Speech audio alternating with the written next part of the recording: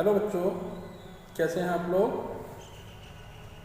This video for class 7th SST। Let us start.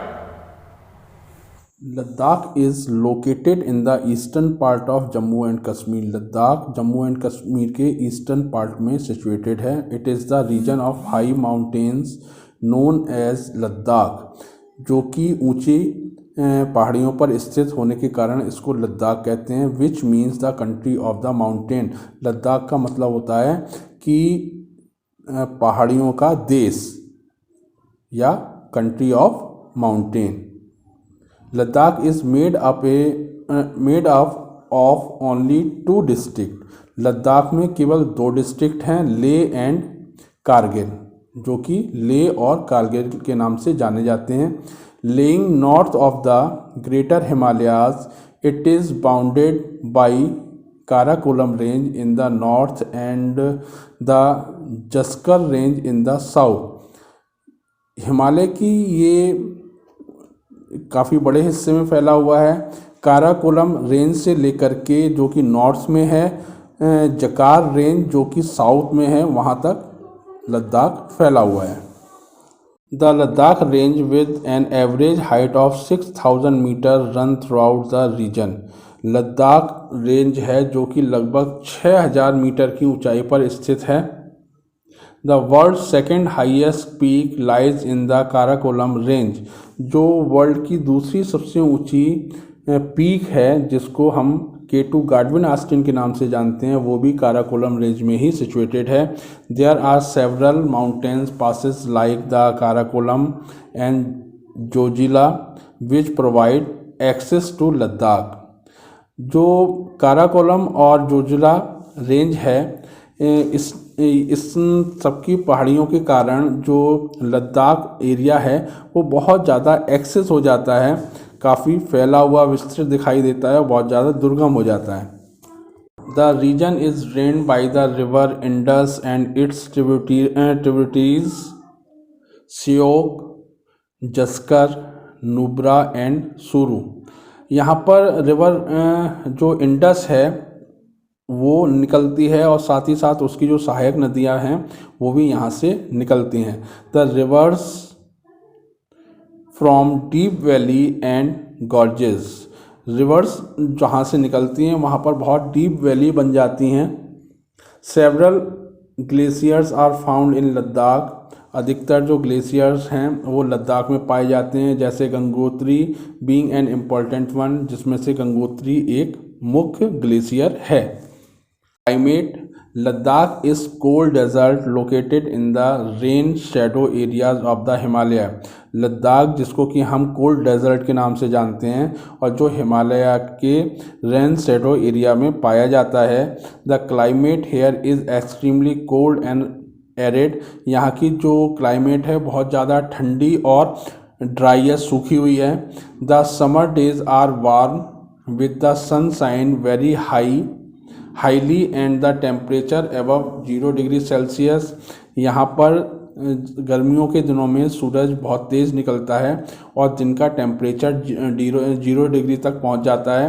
The night temperature often fall between -30 degree Celsius. लेकिन जो रात का temperature होता है वो बढ़कर -30 डिग्री तक पहुँच जाता है। Winters are freezing cold and average temperature is around -40 degree Celsius. अधिकतर सर्दियों के जो दिन होते हैं वो बहुत ज़्यादा ठंडे होते हैं और मोस्टली सभी चीज़ें जमी हुई होती हैं, क्योंकि यहाँ का जो टेम्परेचर है वो -40 डिग्री तक पहुँच जाता है। Heavy snowfall is experienced in winter. और सर्दियों के दिनों में यहाँ पर बहुत ज़्यादा बर्फ़ गिरा करती है। Rain shadow areas mean the leeward side of the mountain. जो रेन शेडो एरिया होता है वो जो माउंटेन है उसका जो लिवार्ड साइड होती है उसको हम रेन शेडो एरिया बोलते हैं। As moisture laden winds reaches the Himalayas, the windward side of the mountain receive heavy rainfall while the other side receives low rainfall।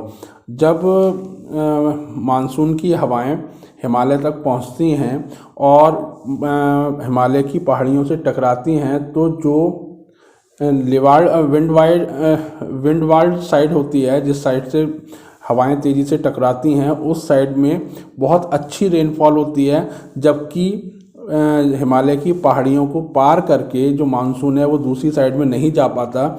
इसलिए जो दूसरी साइड होती है वहाँ पर बहुत कम बारिश या रेनफॉल देखने को मिलती है। While the other side receive low rainfall, क्योंकि वहाँ पर तक मानसून प्रॉपर नहीं पहुँच पाता, इसलिए जो दूसरी साइड होती है वो बहुत ज़्यादा लो रेनफॉल को फेस करती है। The side of the mountain which faces the wind is called windward side and other side is called the rain shadow side.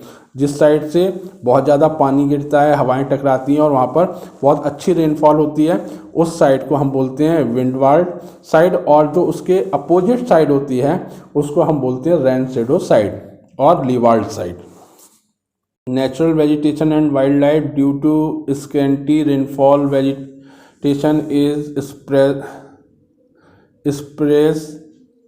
Trees like willow, cypress, elm, palms, and juniper are found in the valley.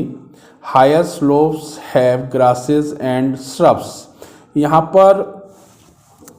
पर अलग अलग जगहों पर अलग अलग rainfall होने के कारण यहाँ की जो वेजिटेशन है वो भी बहुत अलग अलग तरीके की पाई जाती है। अधिकतर यहाँ पर विलो, साइप्रस और एल्म, पोपलर और जूनिपर के पेड़ पाए जाते हैं, और बाकी जो एरिया होता है वहाँ पर ग्रासलैंड्स हैं, बहुत दूर दूर तक ग्रासेस के ग्रासलैंड्स पाए जाते हैं या श्रब्स पाई जाती हैं। Several species of birds and found here: robins, red stars, Tibetan raven, and hoopoe being the common one. Animals like wild goats, wild sheep, yak, snow leopard, fox, and Tibetan wild ass and antelopes are found here. यहाँ पर अधिकतर जो जानवर पाए जाते हैं उसमें wild goat और वाइल्ड सीप, याक मेन यहाँ पर एनिमल्स हैं, और साथ ही साथ स्नो लेपर्ड भी यहाँ पाया जाता है, फॉक्सेस भी यहाँ देखने को मिलती हैं, और तिब्बतन वाइल्ड एस भी यहाँ पर पाए जाते हैं। साथ ही साथ यहाँ पर हिरन की एक प्रजाति होती है एंटीलॉप्स, वो भी यहाँ पर देखने को मिलती है। Peoples of Ladakh are engage in animal raising. अधिकतर जो यहाँ लद्दाख के लोग हैं वो जानवरों को पालना पसंद करते हैं। एग्रीकल्चर एंड टूरिज्म, साथ ही साथ कुछ लोग एग्रीकल्चर से जुड़े हुए हैं और कुछ लोग यहाँ पर टूरिज्म से जुड़े हुए हैं, क्योंकि ये आपका टूरिज्म का बहुत अच्छा सेंटर है, इसलिए यहाँ पर अधिकतर लोगों की जीविका टूरिज्म से चला करती है। Live stock, live yak like yak, sheep and goats are by most families. Yak, apart from being the beast of burden, also provide milk and wool. Its hair are used for making tents. Pashmina, a very fine variety of wool, is collected from the goats. Ladakh is famous for shawls, blankets and carpets. अधिकतर यहाँ पर लोगों द्वारा याक पाला जाता है, जो कि सामान ढोने के साथ साथ और भी कई कामों में यूज़ किया जाता है। याक से दूध मिलता है, और साथ ही साथ उसका जो वूल, जो उसके बाल होते हैं, हेयर्स होते हैं जो उसके, उससे वूल बनाया जाता है। साथ ही साथ यहाँ पर याक के बालों से यहाँ पर टेंट भी बनाए जाते हैं, जिसमें लोग अस्थायी रूप से रहा करते हैं। Pashmina a very fine variety of wool. एक पश्मीना नाम की एक बहुत अच्छी वूल होती है, जहाँ पर पश्मीना के शॉल बनाए जाते हैं, जो कि एक यहाँ पर एक तरीके की गोट पाई जाती है, उसके जो हेयर होते हैं उससे पश्मीना निकाला जाता है, और पश्मीना जो शॉल होते हैं वो वर्ल्ड वाइड बहुत ज़्यादा फेमस होते हैं। साथ ही साथ यहाँ पर बहुत अच्छा ब्लैंकेट का काम बहुत अच्छा है, बहुत अच्छे ब्लैंकेट्स बनाए जाते हैं। साथ ही साथ कारपेट इंडस्ट्री भी यहाँ पर काफ़ी अच्छे पैमाने पर चलती है। Agriculture is practised in summer period between May and September. मई से सितंबर तक यहाँ पर खेती की जाती है। Wheat, barley, vegetables and fruits like apricot, walnut and grapes are grown here. यहाँ पर जो गर्मी के सीज़न में खेती की जाती है उसमें वीट, बर्ली, वेजिटेबल्स और फ्रूट्स, कई तरीके के फ्रूट्स भी यहाँ पर उगाए जाते हैं, जैसे एप्रिकोट हो गया, वालनट और ग्रेप्स यहाँ पर बेसिकली यहाँ की जो खेती है उसमें मुख्य हैं।